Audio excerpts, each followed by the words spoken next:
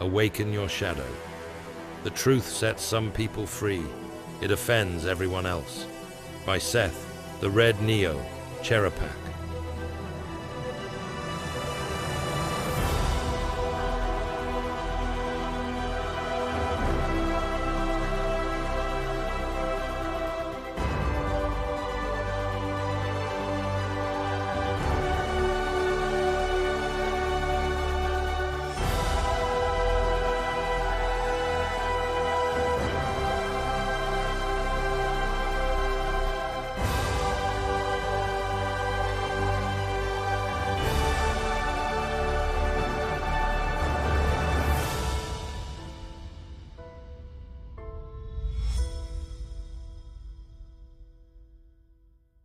Chapter 11, Part 2. The Shadow of the Tragic Perfectionist. The tragic perfectionist does not fall all at once. He fractures, not from weakness, but from a brilliance that refuses paradox, an intellect that cannot bear the tension between light and shadow, humanity and divinity, strength and limitation. Perfectionism is not merely an impossible standard, it is a metaphysical rebellion. It is the attempt to achieve transcendence through division, to become godlike by severing the soul into categories so absolute that grace has no place to breathe. This fracture is not random. It follows a predictable arc. Earlier in this book, we saw how history has repeatedly showcased the collapse of great minds who attempted to live above paradox, who believed the world must fit cleanly into the binaries they constructed. They were brilliant, but their brilliance was brittle. Their refusal to metabolize contradiction left them stranded between heaven and earth, intellect and incarnation. Their nervous systems bore the strain of a theology their humanity could not survive. That pattern was not just psychological, it was spiritual. What we named there as a collapse of black and white thinking reveals its deeper root here. Perfectionism as the counterfeit of transcendence and the tragic perfectionist as its inevitable end. Consider again the archetype at the center of this chapter, Dr. Henry Jekyll, a man who sought moral purity by dividing himself in two. What he attempted was not science, but blasphemy, the same rebellion that cast Lucifer from heaven. Jekyll tried to do what only God can do, forgive sin by separating it from the sinner. He swallowed the ancient lie that righteousness could be achieved by extraction, that the self could be purified by cutting away whatever did not fit his image of goodness. So he took scalpel to soul. He fashioned a potion to perform a spiritual surgery, to splice his nature into two clean halves, one respectable, one expendable. The respectable part he called himself. The expendable part he named Hyde. This is the gospel of the tragic perfectionist in chemical form. If I can just isolate what is dark in me and kill it, only light will remain.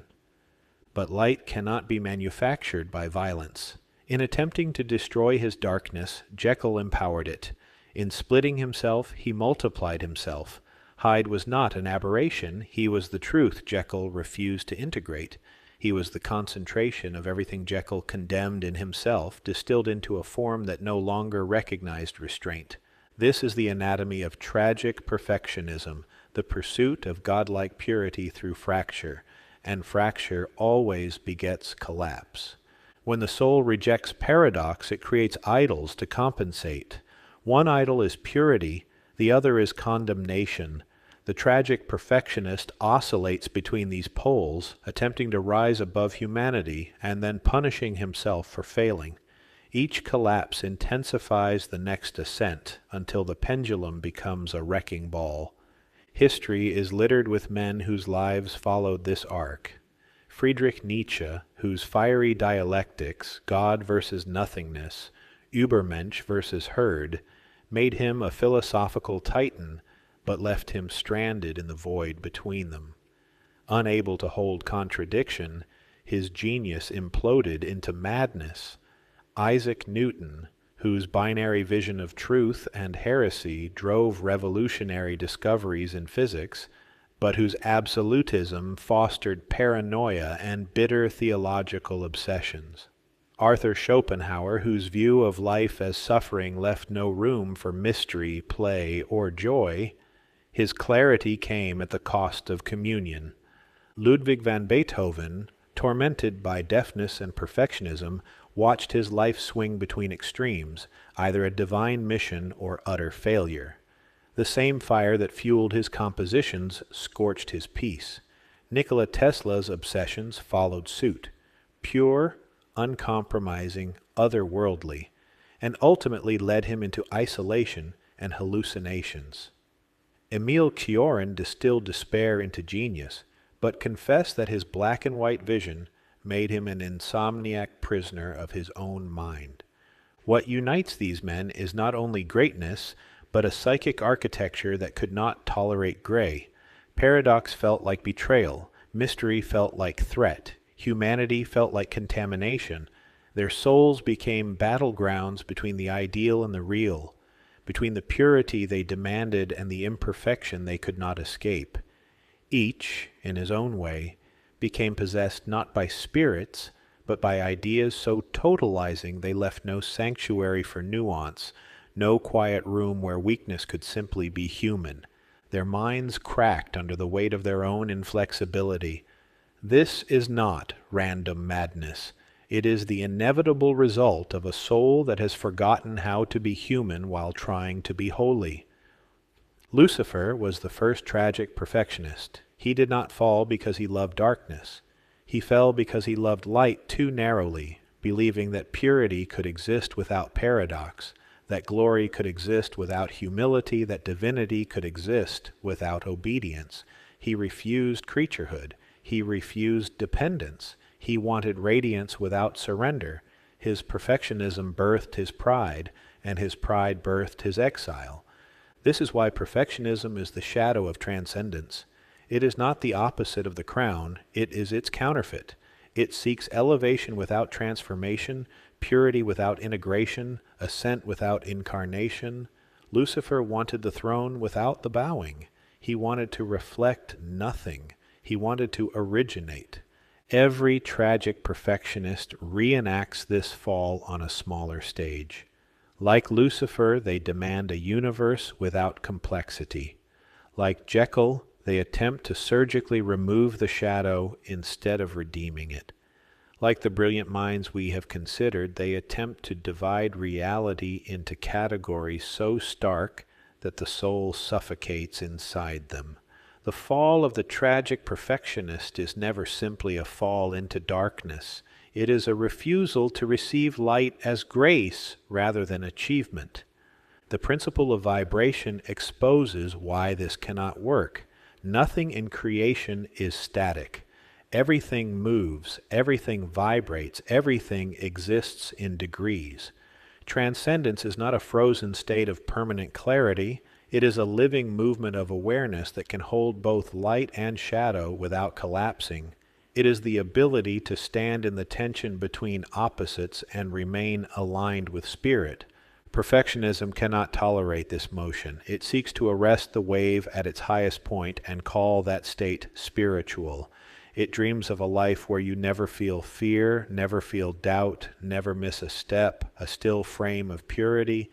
But the soul was not designed for still frames. It was designed for rhythm. When you try to freeze vibration, you do not create holiness. You create brittleness.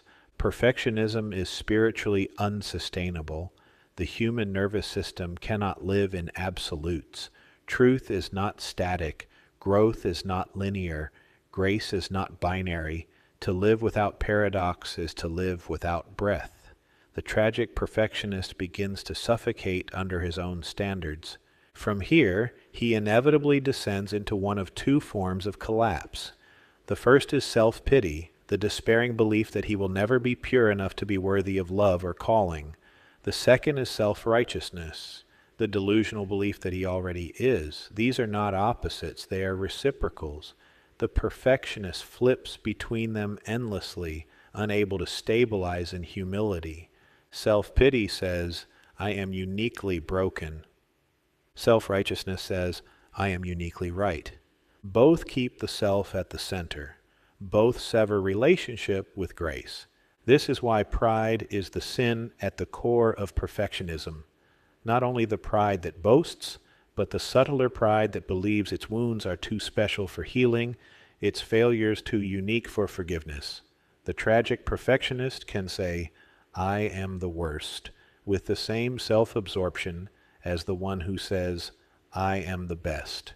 Both refuse to be merely human.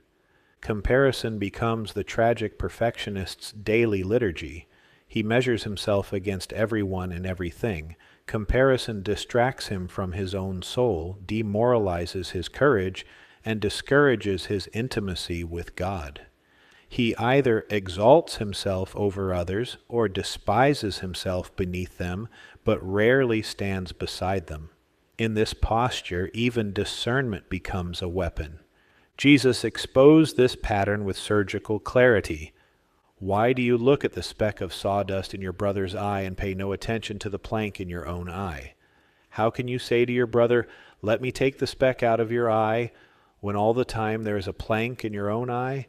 You hypocrite, first take the plank out of your own eye, and then you will see clearly to remove the speck from your brother's eye.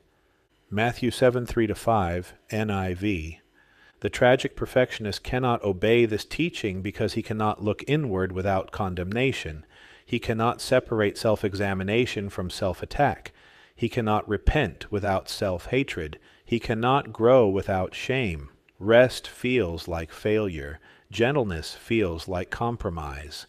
Being in process feels like proof that he has no right to speak, serve, or love, so he becomes an expert in specks. He develops a refined eye for the flaws of others. He calls it discernment, righteousness, or excellence. But his own beam remains untouched. His relationships quietly turn into courtrooms.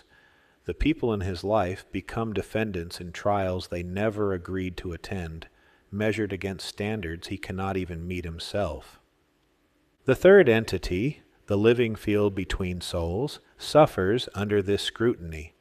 Instead of being a sanctuary where both people can bring their unfinished selves to the altar of truth and grace, the space between them becomes a stage for performance or a dock for interrogation. No one can breathe under that kind of holiness. Purity in the tragic perfectionist's hands becomes a weapon. He believes transcendence is achieved by subtracting anything that feels impure. But purity is not transcendence. Purity is a state.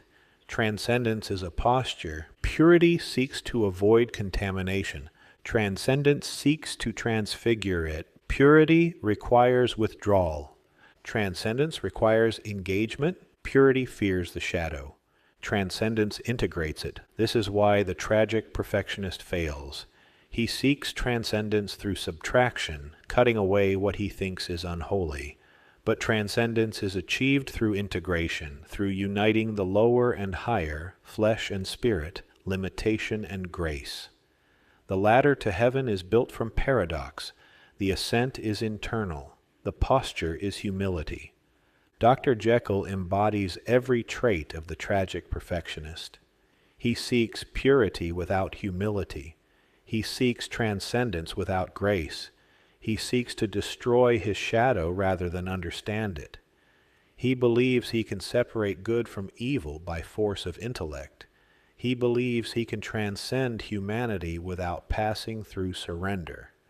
His experiment is the perfectionist gospel written in the language of chemistry.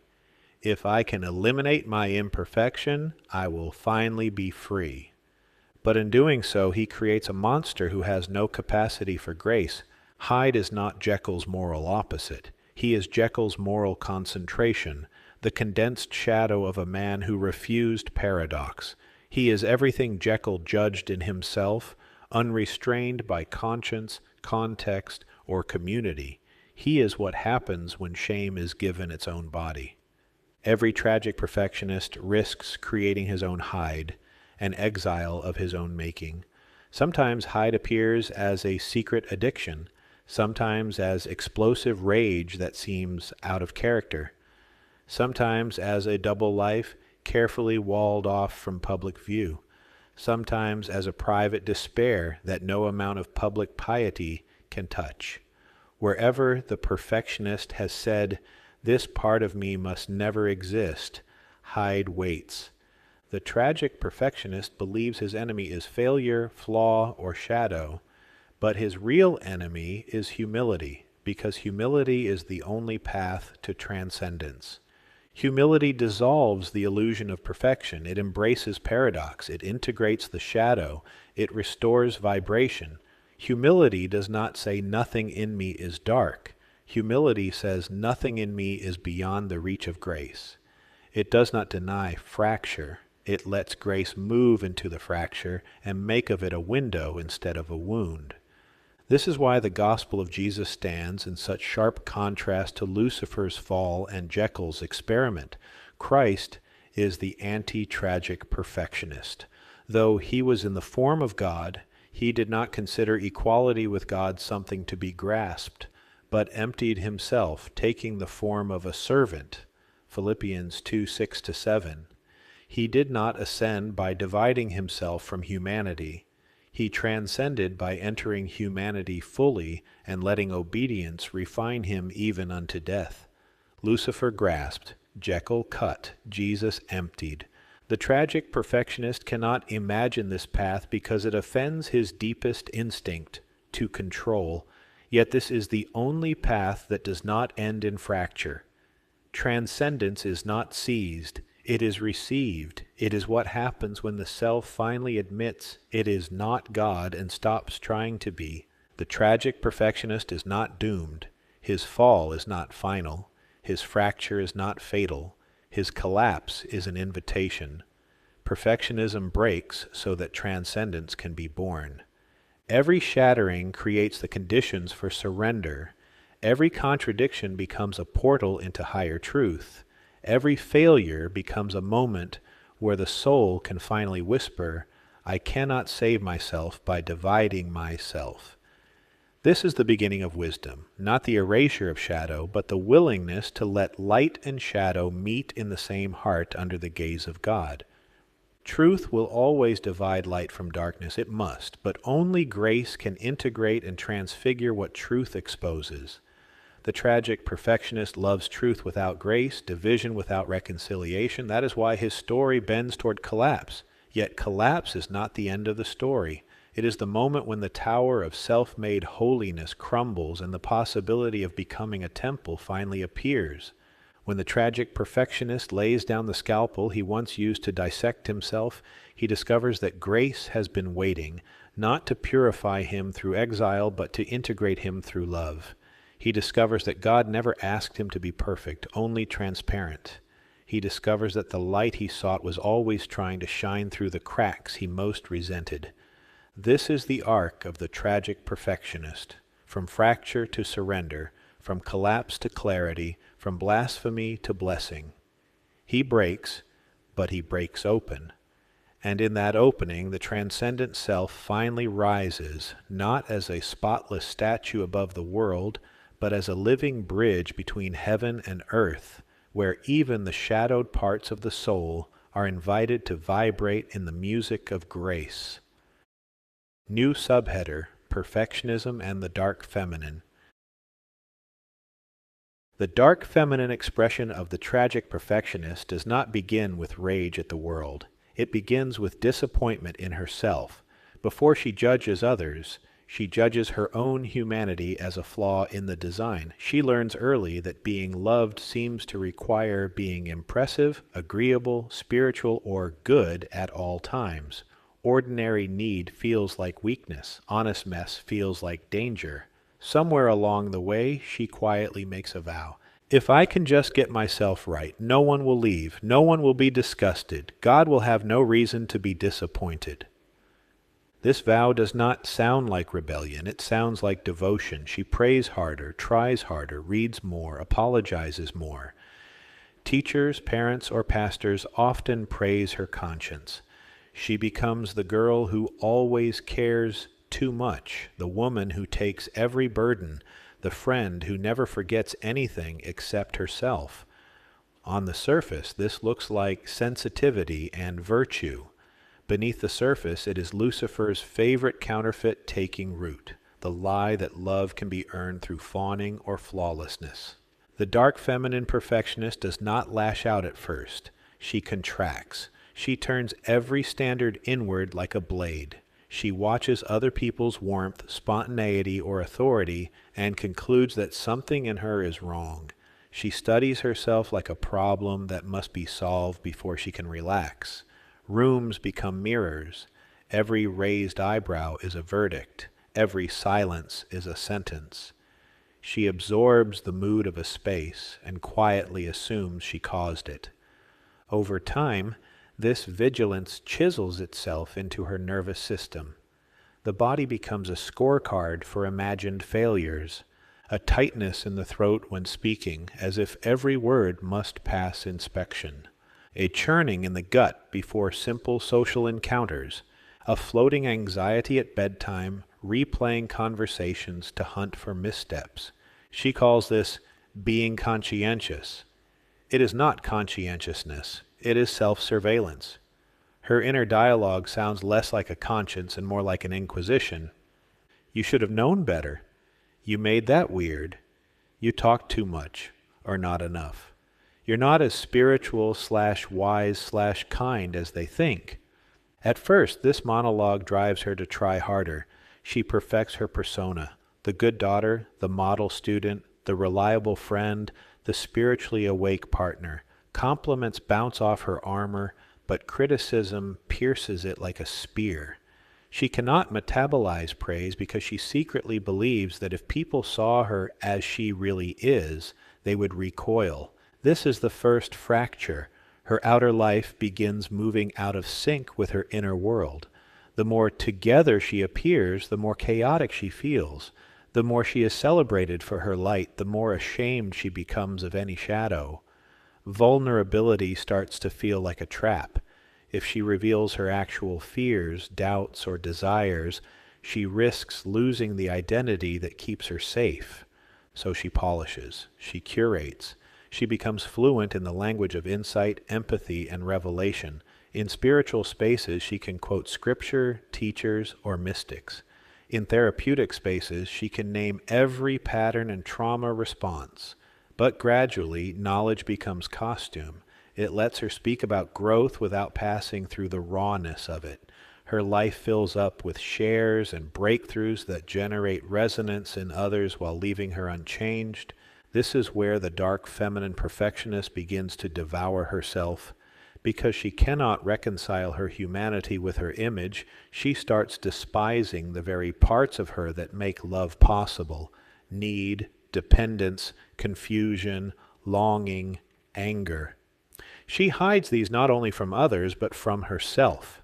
She dismisses her own grief as drama, her own rage as flesh, her own tiredness as laziness. Outwardly, she often gravitates toward roles that reward quiet martyrdom: caregiver, intercessor, mentor, healer, spiritual mother. She is drawn to emotionally complicated people and spiritually hungry communities because they give her a stage on which to prove her worth. Her presence feels like balm. People feel seen around her. They pour out their stories. She holds them with tenderness and insight. But the holding is rarely mutual. She becomes the container for everyone else's unfinished business while hiding her own. Internally, the ledger grows. Every sacrifice is recorded. Every time she says yes when she wanted to say no. Every time she prays for others while secretly needing prayer. Every time she suppresses an honest no or an inconvenient truth. She tells herself she is being loving, patient, or Christ-like. But the nervous system knows better. It registers each act of self-abandonment as a micro-betrayal. Perfectionism turns these betrayals into evidence. See, it whispers, you are good because you disappear. You are holy because you hurt. Suffering becomes a currency for worth. The more exhausted she is, the more spiritual she feels. She may even begin romanticizing her burnout, posting about being poured out, on the altar, or fighting for everyone else's breakthrough. while quietly losing the will to ask what God actually wants for her. The dark feminine perfectionist is not merely tired, she is haunted. She lives with a subtle dread that one day the mask will crack at the wrong moment, that someone will catch her in a human moment, a sharp tone, an honest complaint, a boundary, and decide she is a fraud. To prevent this, she rehearses goodness. She pre-forgives offenses she has not yet felt. She pre-explains her needs in the softest possible words. She preemptively absolves others to avoid the risk of their disapproval. Yet repression never stays tidy. What began as self-sacrifice ferments into resentment. She starts noticing how much other people take and how little they offer back. She notices the double standard, how kindness is expected of her, while bluntness is praised in others as honesty or leadership. She notices how easily her contributions are forgotten, how quickly her availability is assumed. But rather than express her anger cleanly, she spiritualizes it or turns it inward. Here the shadow polar twin of perfectionism, self-pity, emerges. Self-pity is pride turned inward. It whispers not, I am better, but I am uniquely burdened, uniquely unseen, uniquely unappreciated. It tells her that no one is as conscientious, as caring, as faithful as she is, and that this is why she is so lonely. It turns her sacrifices into evidence of moral superiority and her isolation into proof that others are shallow or selfish. On the surface, this can look like depression, cynicism, or compassion fatigue. Underneath, it is spiritual exhaustion from trying to be God's favorite employee. She vacillates between heroic overfunctioning and quiet collapse. One week she is on every call, at every gathering, holding everyone together. The next she disappears into scrolling, sleep, or fantasies of running away. The dark feminine perfectionist rarely sabotages her life with big, dramatic rebellions. Her rebellion is internal. She withdraws consent. She continues to show up physically while unplugging emotionally. She nods in agreement while her heart goes numb. She keeps praying in public while privately suspecting that God is more employer than father. She keeps loving others while quietly resenting them for needing her. This is tragic not because she is wicked, but because she is exiled from the one thing she craves most, a love not contingent on her performance. The harder she tries to earn transcendence through spotless devotion, the farther she drifts from the transcendent self, which knows that grace moves through honesty, not image. In this shadow, even humility can become another performance. She confesses generic flaws, calls herself broken or messy, but only in curated ways that do not threaten her role.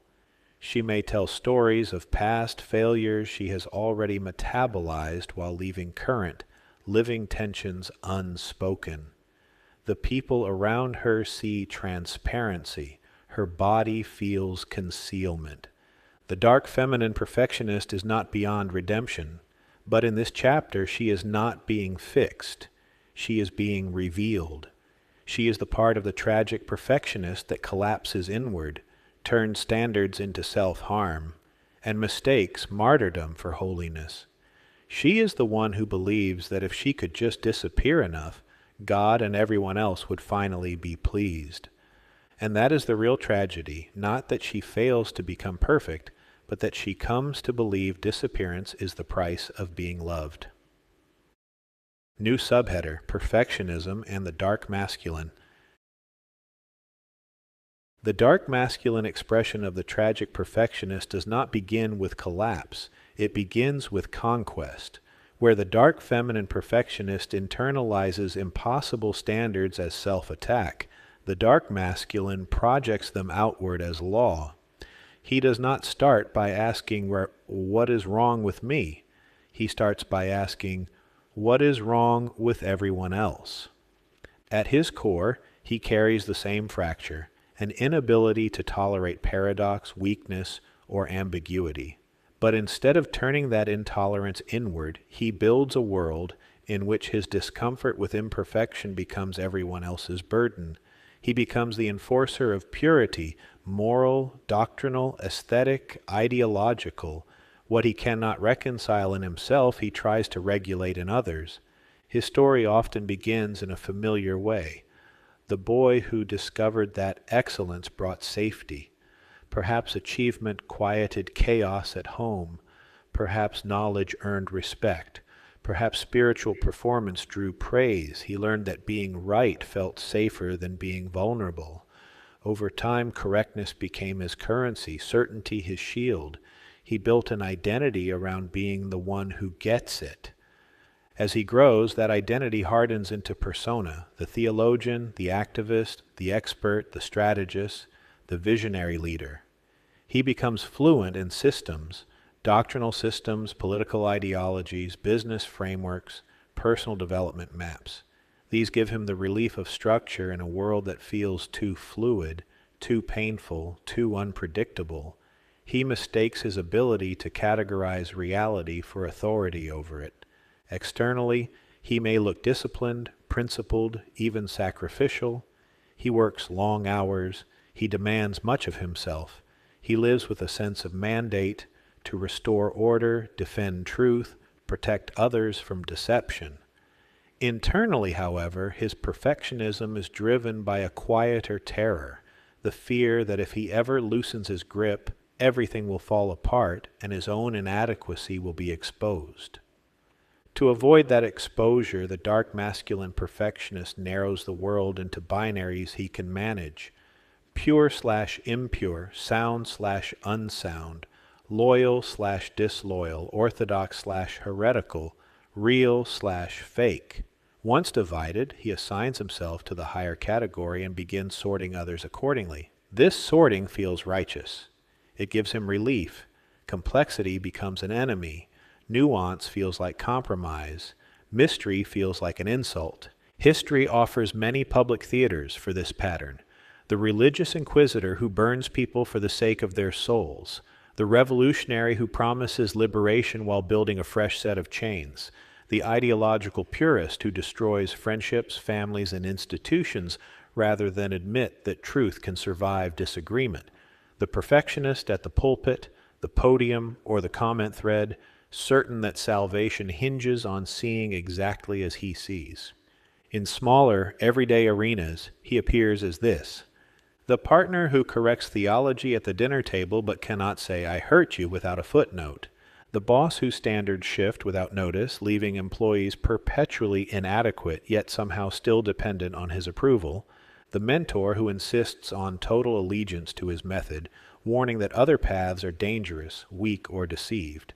In each case, the dark masculine perfectionist uses conviction as a shield against vulnerability. He enforces impossible standards as a way of avoiding intimacy. Judgment feels safer than being known. Control feels safer than collaboration. He may speak often of grace, but his relational style runs on law. His language gives him away. Real men, real Christians, true patriots, awakened people, high-value individuals. These phrases draw hard lines between the worthy and the worthless. Those on the right side feel special but anxious. Those on the wrong side feel shamed, diminished, or disposable. The third entity between him and others becomes not a sanctuary but a sorting station. The principle of vibration shows up here in a different register. His tone carries strain. Even when he is calm, there is a coiled tightness in his presence, a sense that everything is being weighed, measured, and silently sentenced. Rooms feel smaller around him, not because he is large, but because his standards are. Shoulders rise, breaths shorten, people edit themselves before they speak. They watch for cues that reveal whether they are currently in or out. At first, many are drawn to this clarity. In a confusing world, someone who knows can feel like a lighthouse. His uncompromising standards look like integrity. His disdain for ambiguity reads as courage. But over time, the cost emerges. There is little room for process, failure, or difference. Questions feel like challenges. Honest feedback feels like betrayal. The same resolve that once felt like safety begins to feel like captivity. Internally, the dark masculine perfectionist's pendulum swings between grandiosity and secret despair. When his standards seem to be working, when followers gather, metrics grow, or enemies are silenced, he feels chosen, vindicated, almost invincible. When the world refuses to conform, when people leave, fail, or disagree, his certainty curdles. He doubles down, tightening rules and rhetoric, or he collapses into the other face of pride. No one understands. No one is worthy. I alone see how bad things really are. Unlike the dark feminine who collapses into self-pity to explain her pain, the dark masculine weaponizes both self-pity and self-righteousness. He alternates between seeing himself as the only righteous remnant and the only honest victim. He becomes at once prosecutor and martyr, indignant that others cannot meet his standards while quietly nursing the belief that their failure proves his significance. In relationships, this shows up as chronic disappointment. No one is ever quite enough, not pure enough, not brave enough, not consistent enough, not awake enough. He may idealize partners, friends, or disciples at first, seeing in them the potential to match his vision. But once their humanity emerges, he feels betrayed, not because they changed, but because they refused to stay in the role he wrote for them. This is where the wound becomes costly. Love cannot breathe in a courtroom. Friendship cannot deepen under permanent review. Desire withers when every flaw is evidence. The people around him stop bringing their real selves and start bringing edited testimony. They do not feel met. They feel assessed. They do not feel invited into communion. They feel summoned before a bench. The tragic dimension of this shadow is that he rarely recognizes his loneliness as self-inflicted. He tells himself isolation is the cost of standing for truth. He interprets relational loss as persecution instead of feedback. In reality, his intolerance for imperfection has exiled him from the very communion his soul was built for. Where the dark feminine perfectionist devours herself in the name of love, the dark masculine devours connection in the name of purity. Both are enslaved to Lucifer's counterfeit transcendence, the fantasy of a world where only the flawless belong. Both mistake their discomfort with paradox for loyalty to God. Both find their lives increasingly populated not by whole humans, but by scapegoats and idols. The dark masculine perfectionist is not a villain in this chapter. He is a mirror. He reveals what happens when the quest for transcendence is hijacked by pride, when the need to be above others replaces the call to be among them. He is the part of the tragic perfectionist that would rather rule a lifeless, orderly kingdom than live in a messy, grace-filled one.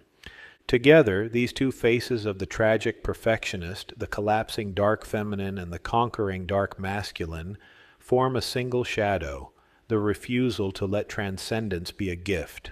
One punishes the self for being human, the other punishes the world. Both in their own ways would rather suffer than surrender, and both stand at the threshold of the same door, the one labeled humility, where transcendence ceases to be an achievement and is finally received as grace. Until that door opens, he remains what perfectionism always produces in the end, a lonely ruler defending a kingdom too sterile to love and too brittle to last. New subheader, Pride as the Dark Prince of Permanence. No mortal person stands a chance against Lucifer's deception by cleverness alone, and none outruns the sin of pride by talent, discipline, or spiritual ambition. Pride does not wait for fools. It feeds on altitude. It appears nearest the places where a soul has actually touched light, tasted transcendence, and begun mistaking proximity for possession. Pride almost never introduces itself as pride. It arrives as aspiration, as purity, as the noble desire to transcend the grit of human limitation. Before it becomes the dark prince of permanence, it begins as the simple ache to rise above the noise of the world, a yearning baked into every soul that remembers, even faintly, that it did not originate here, but in the seventh chamber of the self, where transcendence becomes possible, pride becomes lethal, not because it makes you arrogant in the ordinary ways people think of arrogance, but because it seduces you into believing that you can grasp the eternal with human hands, freeze the movement of spirit, and crown yourself with what was meant to pass through you, not be possessed by you. This chapter unfolds on the seam between heaven and earth, between the sixth and seventh selves, between the undertow of Leviathan and the shimmering heights where Lucifer waits with his most dazzling counterfeit. If envy was the gravity that tried to pull you back into the world of flesh, pride is the glamour that tries to enthrone you in the world of spirit. Both are distortions of longing. One drags you down, the other inflates you upward. The pendulum between self-pity and self-righteousness is the hinge on which this entire shadow swings. One says, I am unworthy to rise. The other says, I am too elevated to bend. Both are forms of pride because both place the self at the center. True transcendence is never an escape. It is an ascent that remains rooted. It is the phoenix rising, not the serpent fleeing. But before we speak of rising, we must speak of the ancient human impulse that always appears at this level, the desire to make the impermanent permanent, to trap transcendence in matter, to seize eternity through control, preservation, or spiritual achievement. This is the heart of the dark prince of permanence. Humanity has wrestled with this impulse since its earliest stories. Gilgamesh, shattered by the death of Enkidu, goes hunting for an immortality no king can keep. He crosses waters of death, pleads with gods, grasps for magical plants, and discovers at last that the very act of trying to seize immortality destroys the innocence required to receive what is eternal. The pharaohs built tombs larger than cities, surrounded their bodies with treasure, encoded spells on gold plates, mummified themselves in linen and resin, all as an attempt to harden existence against time. These were not merely rituals of grief, they were acts of metaphysical pride, the belief that eternity could be engineered. You see the same impulse in the modern world, only with prettier lighting. The cult of youth, the worship of anti-aging, the endless technologies designed to extend the body, polish the image, or digitize the self into something that feels less vulnerable, less fleeting. Pride's deepest fantasy is not superiority, it is permanence, and permanence is the one thing the human self was never given to hold. This is why the seventh sin, pride, appears at the seventh self, the transcendent. When you rise into this realm, you are closer to God than at any other point in this psychology. You feel the thin air, you taste clarity, you sense the shimmering truth of your eternal nature. And Lucifer, the most beautiful of all false lights, whispers his oldest offer, take it, claim it, keep it. You are almost there. Just a little more purity, a little more mastery, a little more brilliance, and eternity will be yours. His counterfeit always mimics what God gives freely. Transcendence becomes perfectionism. Humility becomes theatrics. Obedience becomes performance. Awareness becomes a brand. The halo becomes a crown of blasphemy, the illusion of spiritual authority severed from the source that grants it. This is why the story of Michael matters here. Michael, the archetypal guardian of heaven's boundary, does not defeat Lucifer by matching his power. His name itself is a question. Who is like God? When confronted by Satan over the body of Moses, he does not shout, argue, or wage spiritual warfare in his own strength. He simply says, "The Lord rebukes you." Not because he is weak, but because he knows that to fight Lucifer on Lucifer's terms is already to lose. Pride wants you to forget your dependence. Humility remembers it. Michael does not overcome by self-assertion. He overcomes by refusing to make himself the source. That refusal is the whole art of transcendence. This is also why the body of Moses mattered. Had the adversary succeeded in claiming it, Israel might have mummified their prophet, turning a mortal vessel into an immortal relic. It would have been Egypt all over again, the worship of a body to avoid the responsibility of becoming the kind of people who can hear God without a monument mediating the voice. The temptation toward permanence always leads backward. This is the same pattern you see in the children of Israel longing to return to Egypt during the wilderness years. Freedom felt too fluid, too uncertain, too impermanent. The predictability of slavery and the memory of idols felt safer. This is the tug of the sixth realm, the gravitational pull of flesh toward what is familiar. But once you break free of that pull, you enter a new temptation, to harden transcendence into something frozen, flawless, and untouchable. This brings us to an unlikely but piercing allegory, Willy Wonka and the Chocolate Factory. The everlasting gobstopper is the perfect symbol of the counterfeit transcendence of pride, an impermanent, fleeting pleasure turned everlasting, an edible monument to the fantasy of permanence. Charlie is tempted to keep it, to sell it, to gain leverage or reward, just as the spiritual ego is tempted to use enlightenment as currency. But what proves him pure is not resisting the temptation, it is surrendering it. Giving back the gobstopper is a relinquishment of the desire to own what was meant to be received. Wonka is a strange, whimsical, trickster sage figure, half magician, half messiah.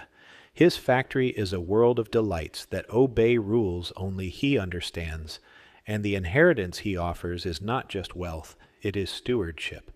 But only a heart free of the hunger for permanence can inherit something that is itself continually renewing.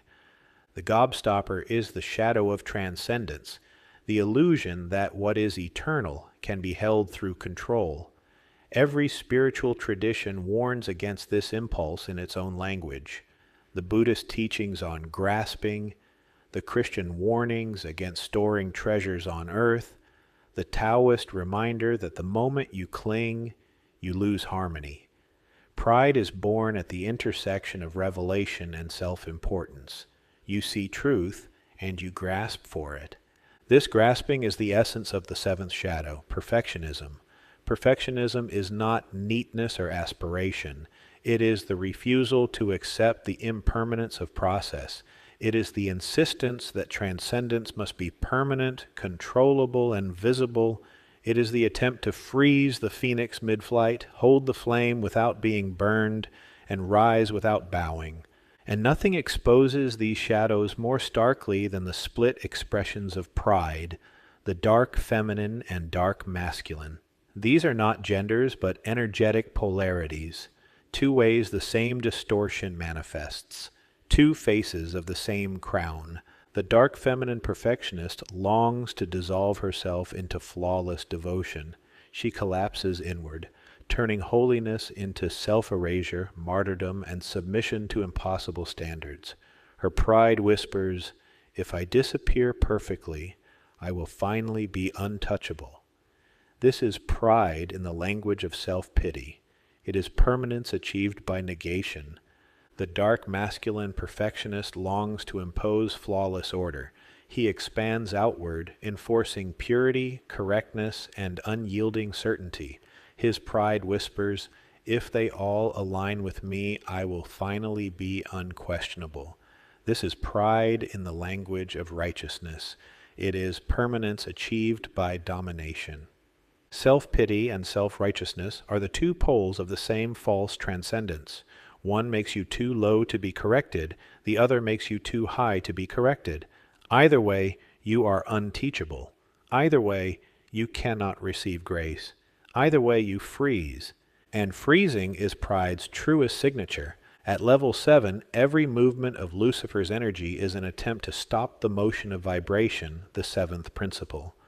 Vibration is the law that governs all transcendence. Everything moves. Everything oscillates between poles. Everything changes states. The phoenix burns and rises. Breath enters and exits. Awareness expands and contracts. Even stars are born and die. There is no permanence in the created order except God himself. Pride resists this truth. It wants the note without the breath. It wants the light without the heat. It wants transcendence without the surrender that makes transcendence possible. This is why pride always carries the illusion of spiritual completeness. People at this stage often experience elevated intuition, prophetic clarity, profound insight, or mystical experiences, and mistake this for arrival. But arrival is never the point of transcendence. Transparency is, humility is, surrender is, pride is the attempt to ascend without emptying. This is where the 6 to 7 signal rising in our current moment becomes important. Children parroting 6 to 7 without knowing what they are saying, carrying archetypal tension in their little bodies like weather patterns they cannot interpret. 6 is flesh. 7 is spirit. 6 is gravity. 7 is ascent. 6 is the undertow of Leviathan. 7 is the thin air where the counterfeit light waits.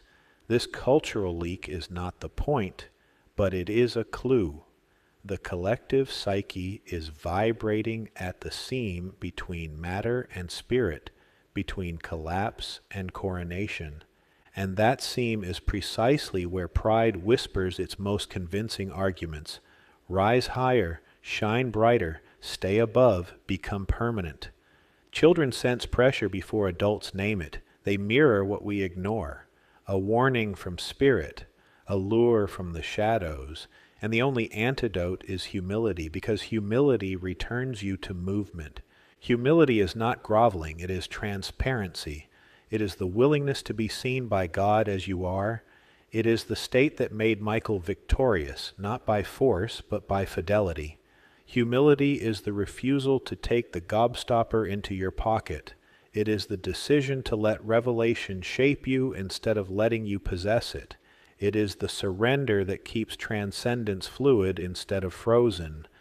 Every human life contains a moment where this choice becomes unavoidable. Will you rise into the transcendent self through surrender, or attempt to seize transcendence through pride? Will you let the phoenix burn what must be burned, or try to preserve the ashes as proof of your spiritual achievement? This is the diagnostic heart of the seventh shadow. Pride does not want you to fall. It wants you to ascend improperly. It wants to crown you with permanence. It wants you to hold light instead of reflect it. It wants your consciousness to crystallize around your highest achievement, so that you never risk becoming higher still. Pride's logic is subtle. You've finally reached clarity. Stay here, protect this, fortify it, control it. Let nothing threaten it, not suffering, not humility, not correction, not the unpredictable movement of spirit. But the transcendent self cannot be fortified. It can only be inhabited. Transcendence is not a castle. It is a current.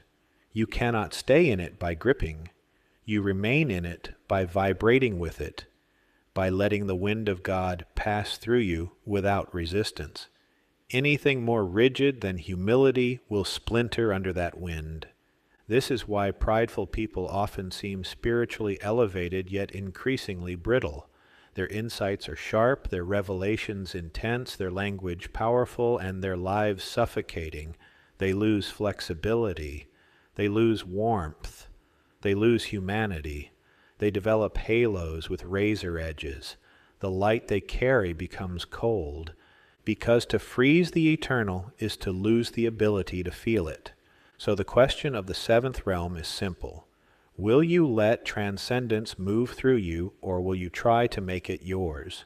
If you choose surrender, you rise. If you choose pride, you harden. If you harden, you fall, not into sin in the moralistic sense, but into isolation, distortion, and the silent despair of someone who has confused elevation with exemption. This chapter does not ask you to fix pride. Pride is not undone by technique, it is undone by truth. It dissolves in the presence of the one who is permanent. It bows in the presence of the one who rebukes the adversary. It quiets in the presence of the one who gives transcendence as a gift. To transcend is to move. Pride is the refusal to move. Lucifer's crown is frozen light. Michael's sword is humility. And the transcendent self is what emerges when you stop trying to become eternal and allow eternity to breathe through you. This is your right not to become permanent, but to become transparent, not to seize heaven, but to reflect it, not to preserve your halo, but to carry the flame. The dark prince of permanence offers you the gobstopper, the mummified body, the endless quest for immortality. But spirit offers you something better, the freedom to remain in motion. Grace moves, humility moves, truth moves, and the one who moves with them rises, not into permanence, but into participation with the eternal. That is the final humiliation of pride. It reaches for eternity and ends by embalming the soul. End of Chapter 11, Part 2 of Awaken Your Shadow by Seth Jeropak.